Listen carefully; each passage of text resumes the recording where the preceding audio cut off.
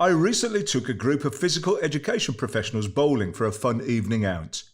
They weren't bowlers, but I was still shocked that none of them knew how to calculate their score. They knew that you got 10 for knocking all the pins down, and that if you didn't do it on the first attempt, you had a second opportunity, a strike and a spare. However, much more than this they didn't know, and throughout the evening there were still issues with the electronic scoring because they got their order of bowling mixed up. Sometimes I despair. One told me it wasn't important to know how to keep score because all the scoring is done electronically. But knowledge of scoring is needed for tactics and a full understanding of how the match might develop. Also, what happens if there are technical hitches. Bowling is possibly the most complicated system of scoring in sport. But that doesn't mean it's difficult to do, you just have to know how. Also, most of the other scoring systems in sport are super easy, like 1 for a goal in soccer or football, 1, 2, 3 in basketball, or 5 points for a try in rugby. Add everything you or your team gets, and that's your score. Golf handicapping is a little bit more sophisticated, but that's not really a scoring system. But once again, very straightforward to do when you know how. Remember that everything is learnt. I will give you quickly 3 real-life examples, including how the magical perfect score of 300 is amassed.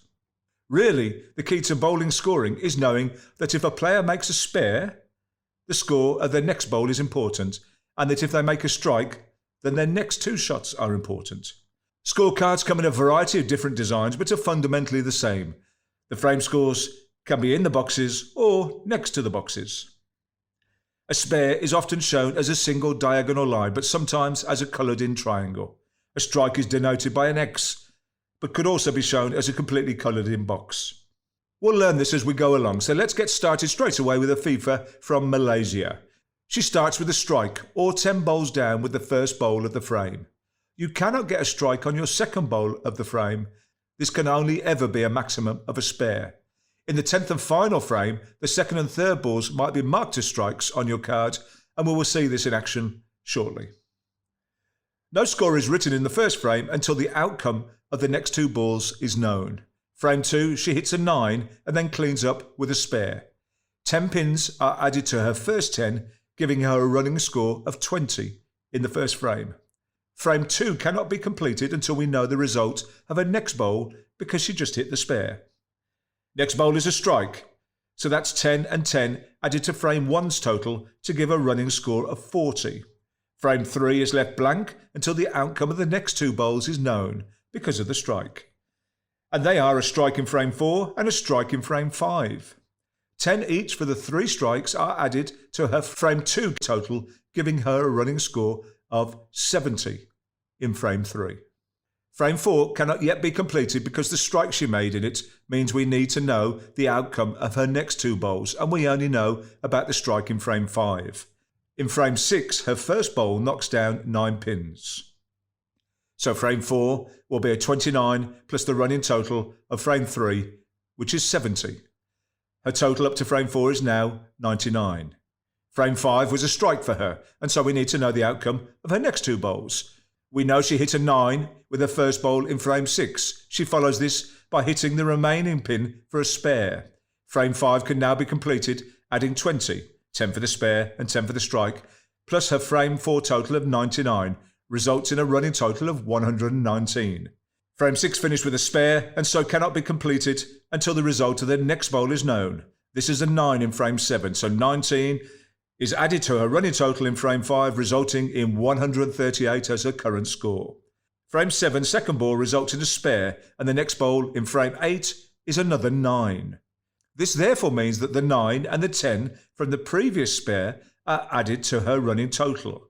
157 is her score up to and including frame 7. The second bowl in frame 8 once again results in a spare. Remember, with a spare the next one is important, and that is a strike in frame 9. 10 for a strike and 10 for the spare is then added to 157, raising her total to 177. Because there was a strike in frame 9, the next 2 bowls will need to be known before the score can be updated. She starts frame 10 with back-to-back strikes, and so a total of 30.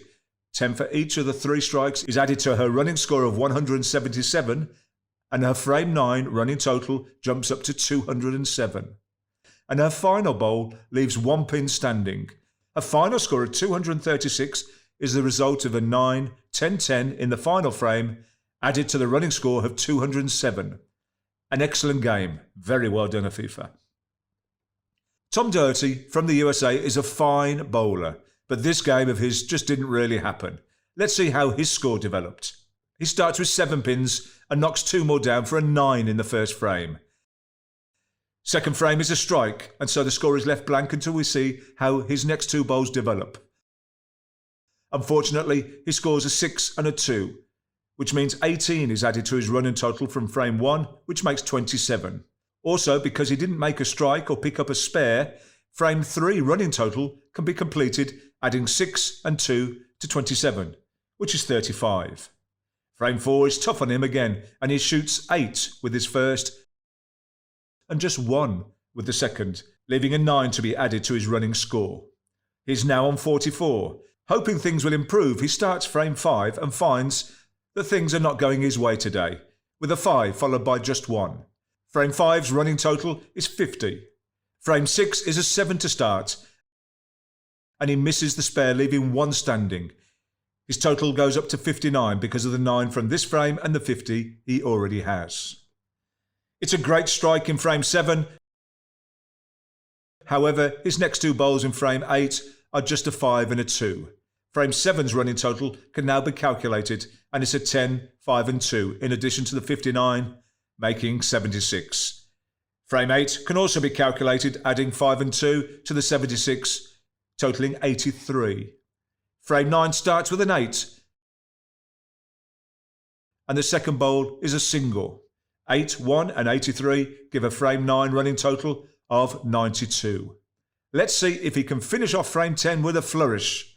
But alas, a 6 with the first bowl and just the 2 with the final bowl of the match, which leaves him on exactly 100.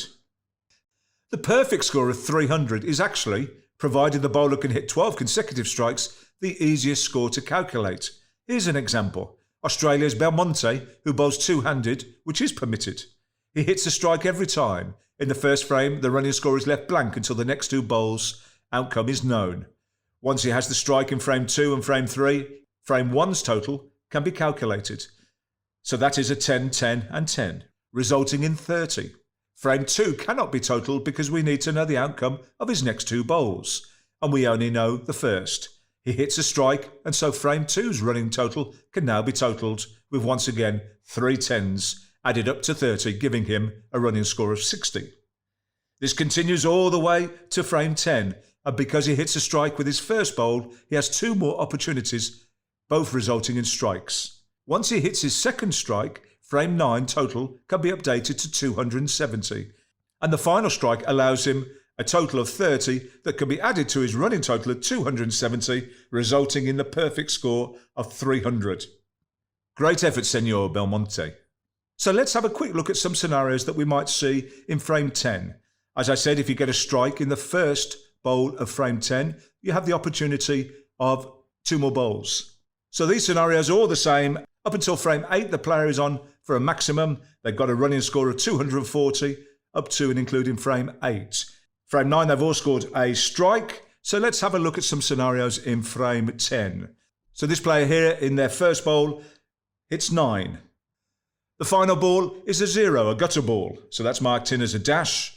So therefore we can work out frame 9's running total, which would be 9, 10 from the frame 9, added to the running total of 240. That gives a running total for frame 9 of 259. And 9 and 0 plus the 259 from frame 9 gives a final score of 268 for this player.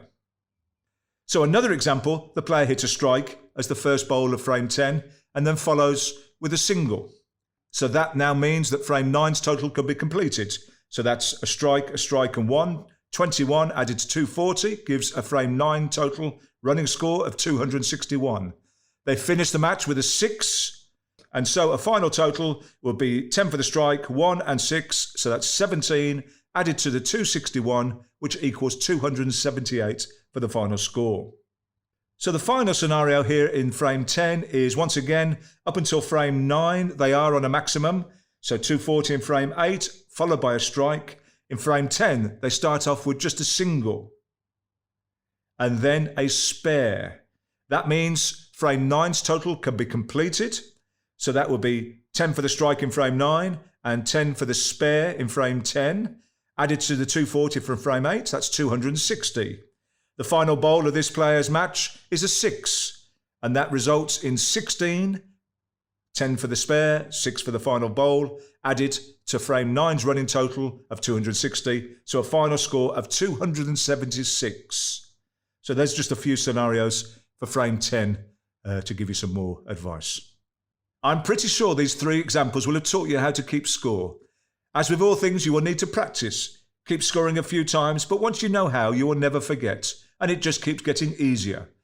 Thanks for watching, and I would ask just a couple of things from you. If you have enjoyed this film, please hit the like button and also consider subscribing to my channel.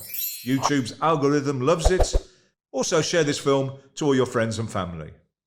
You should check out my 5-star rated book, Interested in Sport, which has thousands of the best sports facts and jokes. It's available online and to order in all good bookstores. Bye.